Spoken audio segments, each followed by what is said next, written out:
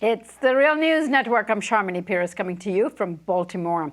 On day one of the RNC, former mayor of New York City, Rudy Giuliani, called for killing the nuclear agreement with Iran. He described Iran as the world's largest supporter of terrorism. Giuliani also said, and I quote, "We must commit ourselves to unconditional victory against Islamist extremists." Also on day one of the RNC, Milwaukee, Wisconsin Sheriff David Clark celebrated the acquittal of Baltimore police officer Brian Rice in the death of unarmed African-American Freddie Gray.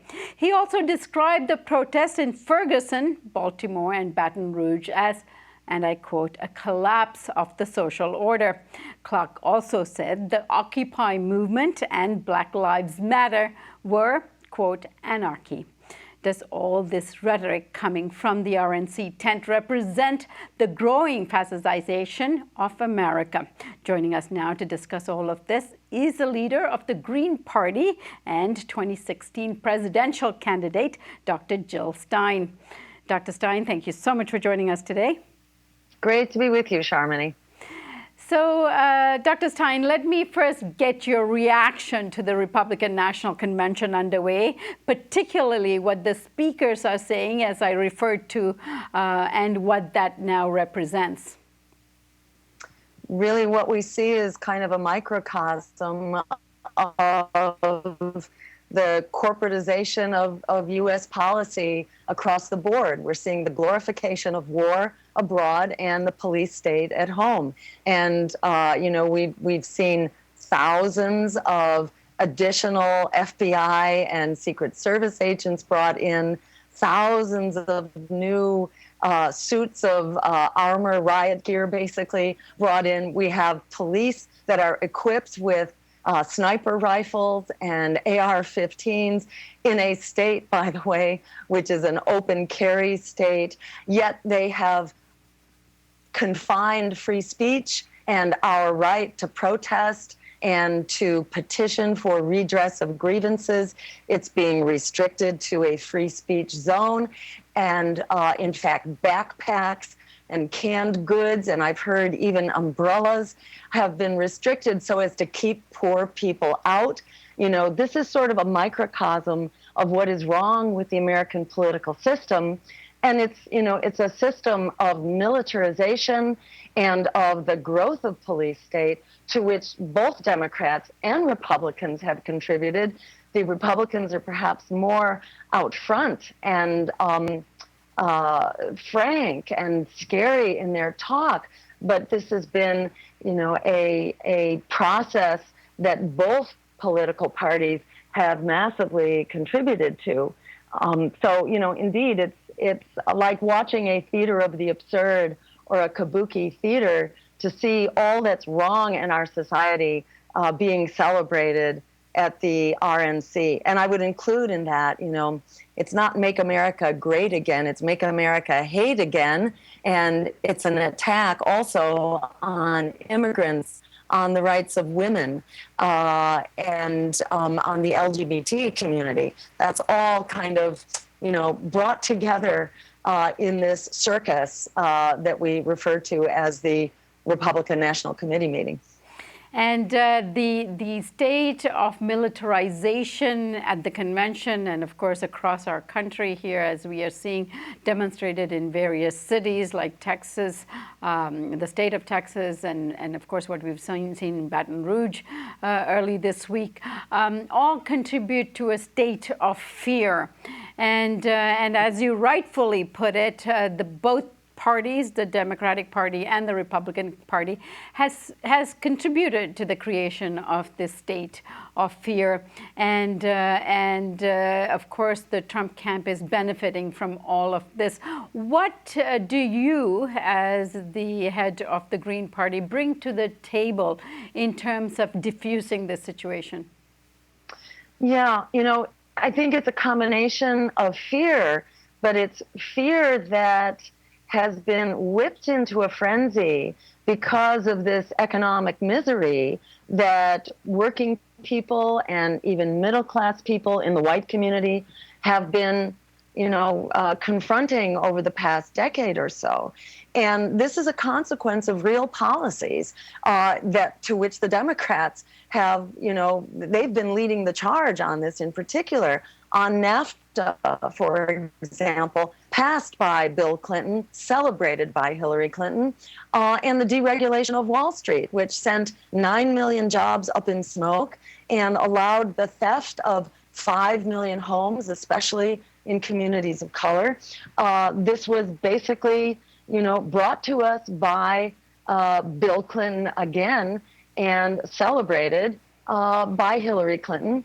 And, I think the solution to this, as Bernie Sanders himself said, and many others have, is truly progressive policies. I think we also need to defuse the hate and the fear-mongering. We need a Truth and Reconciliation Commission because there is a culture of racism and the legacy of the criminal institution of slavery that pervades all aspects of society. It's not only police violence, it's economic violence, it's violence in the area of health and the outrageous and unbelievable health disparities that take 12 years off the average lifespan of the African-American person in the area of Cleveland. So, we really have a cultural challenge here. And what we can do as Greens, because I am the one candidate that is not poisoned by corporate money, by lobbyist money, or by PAC money. So I actually have the liberty to stand up and carry forward the full agenda that Bernie Sanders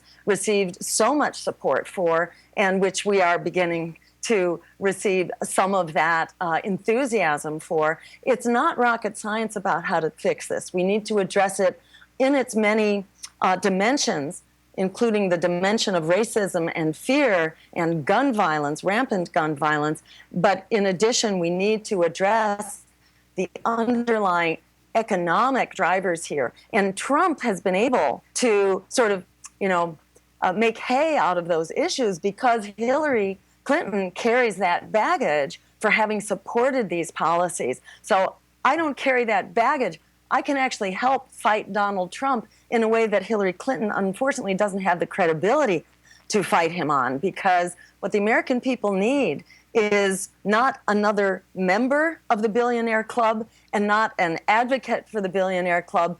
They need a true proponent of the transformative changes that we need in our economy. Fair trade agreements, not free trade, stopping the Trans-Pacific Partnership, ensuring that we bring back jobs, and we're calling for a Green New Deal, like the New Deal that got us out of the Great Depression, that will solve the emergency of our jobs crisis at the same time that it solves the emergency of climate change and makes the wars for oil obsolete.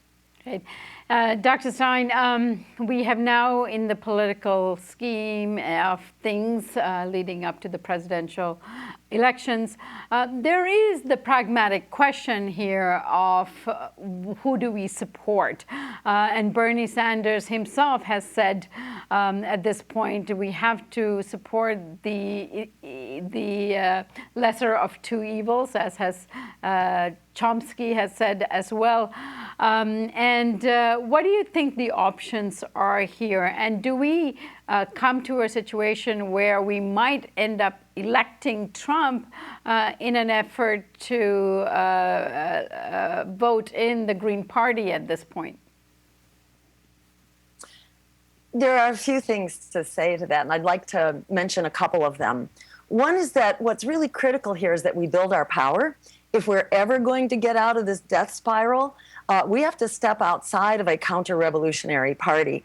We've seen the Sanders revolution devolve into the coronation of Hillary Clinton, and the author of those policies that are driving the economic misery, lifting up Donald Trump and his movement. So putting another Clinton in the White House is not going to solve this problem. It's only going to fan the flames of this economic revolt with more of those policies of austerity, the policies of the prison state from a candidate who's not only sponsored by the predatory banks, and I'm referring to Hillary here, Hillary Clinton, but who's also sponsored by the private prison industry and the war industry. And so many of the things that we, are just abhor about Donald Trump and what he says, Hillary Clinton has already done. So what more catastrophic a war could there be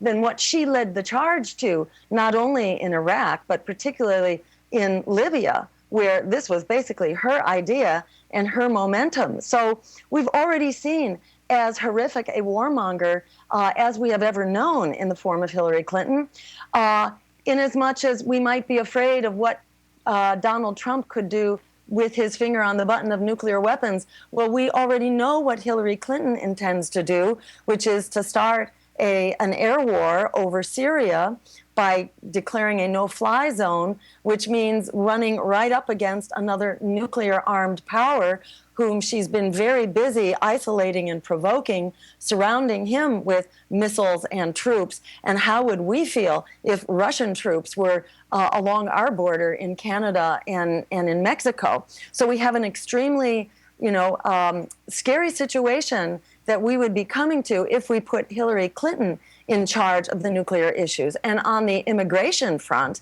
here are also scary, horrible things that Donald Trump says, but Hillary Clinton's record, is to not only give the thumbs up to the terrible and violent corporate coup in Honduras, but then to bar the gates against the women and children who are fleeing for their lives, and to support what's coming out of the Democratic White House, which is not just hate and fear-mongering, but actually a campaign of detention, of night raids, and deportations to the tune of 2 million. So I think it's really important to sort out the fear campaign from the reality. This politics of fear that tells you to vote against your fears rather than for what you believe has a terrible track record. A lot of people have been following that policy since Bush, Nader, Gore, and the politics of fear has delivered everything we were afraid of. All the reasons you were told to vote for the lesser evil because you didn't want the offshoring of our jobs, the meltdown of the climate, the massive expansion of the war, the bailouts for Wall Street. We got all of that from the Democrats, even when there was 2 Democratic houses of Congress. So it cannot be blamed on the Republicans. It's time to forget the lesser evil and fight for the greater good like our lives depend on it. It's not to say the 2 parties are exactly the same, but the differences between them are not enough to save your job, to save your life, or to save the planet. We are the ones we've been waiting for. And if I could just add one thing briefly, Sharmini, that is this effort to dismiss the likes of the Green Party. And remember, right now, the majority of Americans are saying they repudiate the Democratic and Republican nominees. It's the majority of Americans who don't like and reject both of those candidates who have the highest levels of mistrust and dislike ever in history. Right now, we actually have the power to turn this around, not to split the vote, but in fact, to flip the vote. If word got out that people actually have the choice that they are looking for. In fact, there are 42 million students, millennials and former students, so people on into middle age now, because you can't get out of that debt. So they are locked in predatory student loan debt without any hope of getting out of it. I'm the only candidate who will cancel that debt like we did for the crooks on Wall Street. We owe this to the young people who've been trapped in an economy that was crashed by the waste, fraud, and abuse on Wall Street. So if that word gets out to those 42 million who could come out and vote to cancel their debt, we can actually win this race, because 42 million, in fact, is a winning plurality of the vote. And if everybody brings out a sympathetic family member, we have enough to win a 2-way race, not just a 3-way race. All right, Jill, I thank you so much for joining us, and all the best in your campaign. Thank you, Sharmini. And thank you for joining us on the Real News Network.